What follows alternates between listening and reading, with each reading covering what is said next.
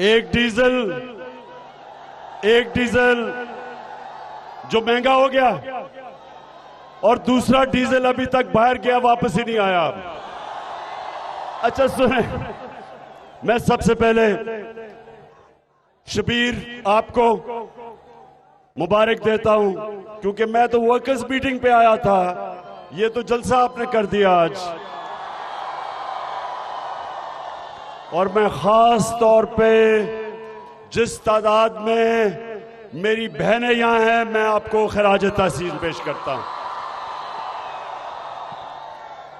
देखें, इनकलाब, जब भी दुनिया में इनकलाब आए तो एक इनकलाब तब आता है जब एक मुल्क के नौजवान एक तब्दीली के लिए निकल जाते हैं, और दूसरा जब उस मुल्क की ख्वातीन घरों के अंदर इनकलाब ले आती है। ये दो इनकलाब होते हैं। और आज मैं अल्लाह का खास तौर पे, अल्लाह तेरा शुक्र अदा करता हूं कि मेरे नौजवानों में भी बेदारी आ गई और मेरी बहनों के अंदर, बच्चियों के अंदर, माओं में भी एक शऊर आ गया। थोड़ा मेरे पाकिस्तानियों, ये मेरी गौर से आज बात सुने। हमारा मुल्क एक उधर फैसला कुन मोड़ पे खड़ा है। एक तरफ सारी कौम है, एक जिंदा कौम है, जागी हुई कौम है, बाशऊर कौम है, जो एक हकीकी आजादी चाहती है, वो कौम है। और दूसरी तरफ इस मुल्क के बड़े बड़े लुटेरे, माफिया, अमेरिका के गुलाम, वो सारे दूसरी तरफ खड़े हैं। मैं जो चाहता हूं, आप सब तैयारी करें 17 जुलाई को। ये 17 जुलाई को इलेक्शन नहीं है, ये जहाद है, अपनी हकीकी आजादी की जहाद है।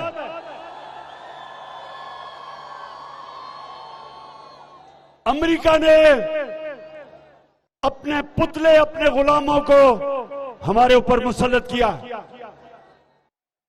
उन्होंने उन लोगों को ऊपर मुसल्लत किया जो इस मुल्क के बड़े बड़े लुटेरे 30 साल से मुल्क लूट रहे थे। दो खानदानों ने 30 साल इस मुल्क के ऊपर हुकूमत की है। पहली दफा 90 की दिहाई में दो दफा ये हुकूमतों को करप्शन पर निकाला गया। जनरल मुशर्रफ ने इन सारों की चोरी माफ की। अरबों रुपया जो उन्होंने कमाया था, उसने इनको एनआरओ दे दिया। फिर 10 सालों में इन्होंने फिर मुल्क को लूटा। और जब इनका एहतसाब होता, ये बार भाग जाते हैं। पहले भी भगौड़ा नवाज शरीफ,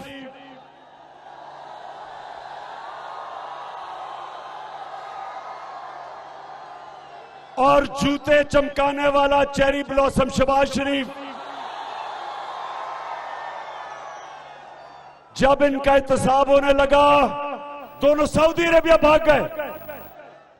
और फिर इस बारी जब इनका एहतसाब होने लगा, तो नवाज शरीफ फिर दुमदुमा के फिर लंदन भाग गया। साथ मुंशी इसहाक डार को भी ले गया, उसके बेटे भी चले गए, नवाज शरीफ के भी बेटे चले गए, शहबाज शरीफ का भी बेटा चला गया, शहबाज शरीफ का दमाद भी चला गया।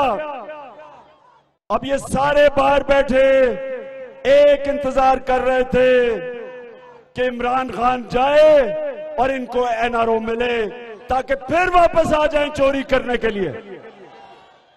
तो मेरे पाकिस्तानियों, आप सब तैयार हो जाओ कि हमने ये जो एनआरओ 2, जो दूसरा एनआरओ है, 1100 अरब रुपए की करप्शन इनकी माफ हुई है।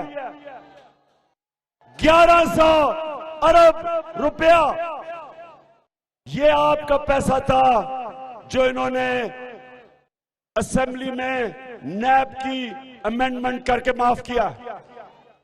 हमने किसी सूरत इनको ये 1100 अरब रुपया चोरी नहीं करने देना। ये जो इलेक्शन है ये हमने जीतना है और हमने हमजा कुकड़ी की हुकूमत खत्म करनी है।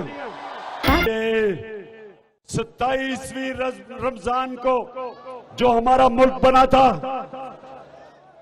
इंशाअल्लाह इसने एक अजीम मुल्क बनना है। लेकिन इसके लिए हमने सबने मिलके हकीकी आजादी की जंग लड़नी है इन चोरों के खिलाफ।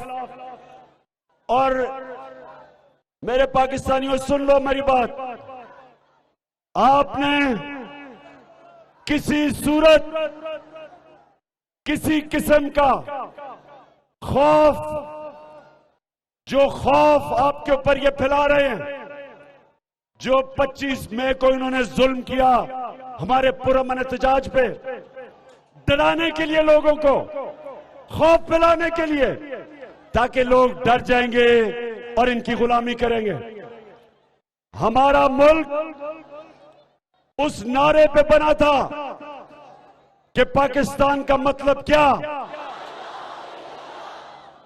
मेरा तेरा रिश्ता क्या,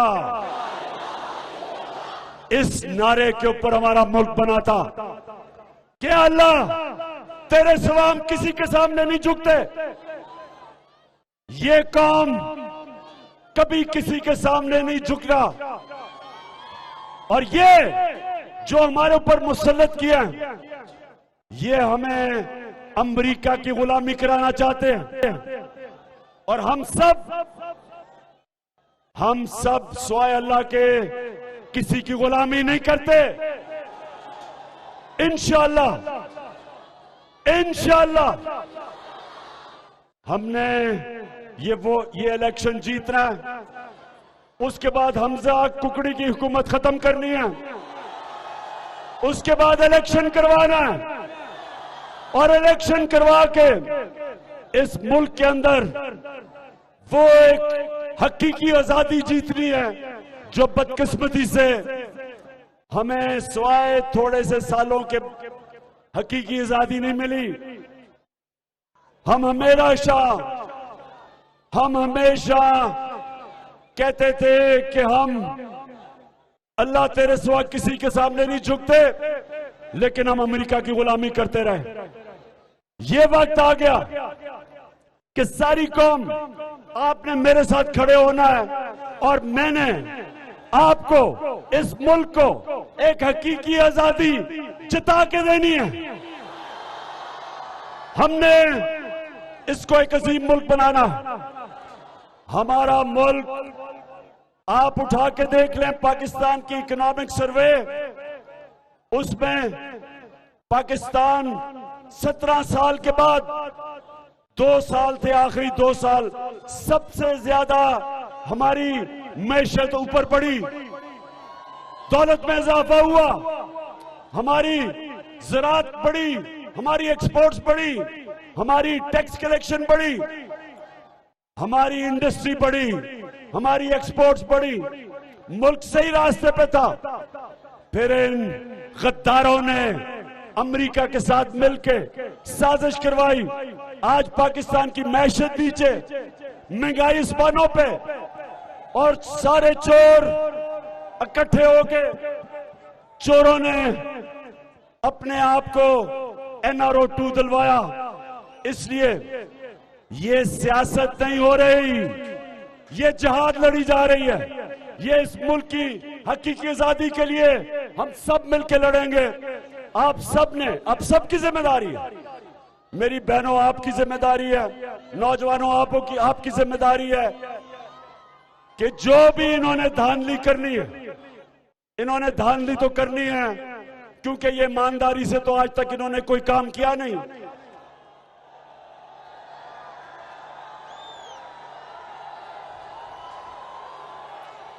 क्रिकेट मैच होता था तो नवाज शरीफ अपने अंपायर खड़े करता था। इक्तदार में आए तो जनरल जनानी और जनरल जिया लेके आए।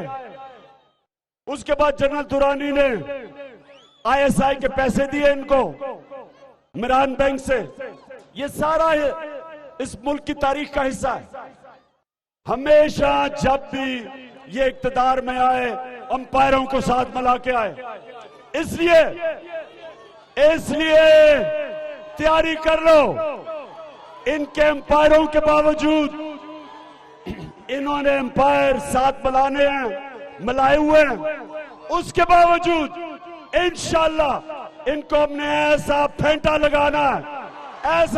लगाना है सबके लिए कि आपके सामने पाकिस्तान की क्रिकेट की तारीख का वो कप्तान खड़ा है जिसने हिंदुस्तान में जाके हिंदुस्तान के अंपायरों के होते हुए हिंदुस्तान को हरा के आया था, फेंटा लगा के आया था। ना आज तक कोई हिंदुस्तान की टीम पाकिस्तान में जीती जब पाकिस्तान अंपायर थे, ना आज तक कोई पाकिस्तानी टीम हिंदुस्तान में जीती हिंदुस्तान के अंपायर सिवाय एक दफा। और इंशाल्लाह